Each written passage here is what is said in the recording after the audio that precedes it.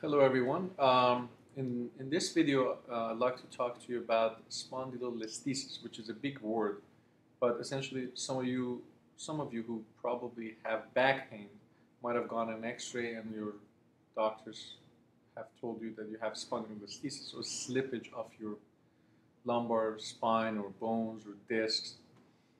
Basically, what it means is that your lumbar spine is misaligned, which means that the bones that are supposed to be stacked up on top of each other in your spine, either in your lower back or your neck, or even in the middle of your back, in the thoracic spine, have slipped a little bit. So the alignment is not exactly perfect. So what happens is, with the misalignment, this muscles go into spasm, the discs start hurting, the nerves get trapped and start hurting. And that misalignment can be actually very significant and causes a lot of pain in a lot of people.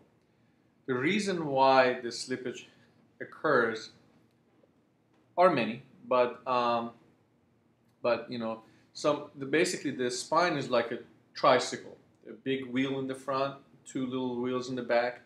Every spine bone has 3 joints. And the big joint everybody's familiar with is the disc. And the facets are the 2 little joints in the back. And if there's a degeneration of the disc where the facets and the discs are slipping, that can cause some misalignment. And a lot of people, believe it or not, have it after age 40. It's relatively common. But it's just a matter of severity of it and how painful it may be, or what are the problems it can cause. Anyhow, so this is the lumbar spine, the lower back, and you can see the bone disc here. And what you can see here is the nerve that is coming out of the little hole on the side of the spine under the bone. And there's a little channel for this bone to come out, as you can see. There's a confined space. And if this bone starts moving forward compared to the one below it, like here, that nerve can get trapped just because the bone in front and back are going to slip on top of each other, and that the space between them is going to get less and less. So you will see that misalignment best on really X-rays. When you look at the X-ray, which really only looks at the movement, or not really movement, is a picture of the bones. I say movement because most of us get an X-ray in different positions and compare the movement of the bones in those positions. And X-rays are great for that.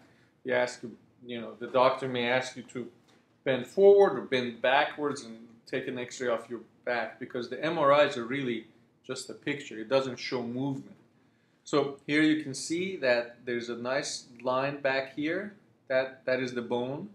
So the back of the bone is here, and then all of a sudden the one above it has slipped forward. So there is a step off here, and that can be painful. And this is the canal where the nerve is supposed to be coming out, and you can see that it's slipped forward, where here it's kind of in a circle. Here you can see that it's been distorted, and that can cause nerve pain as well. This can cause back pain or nerve pain, and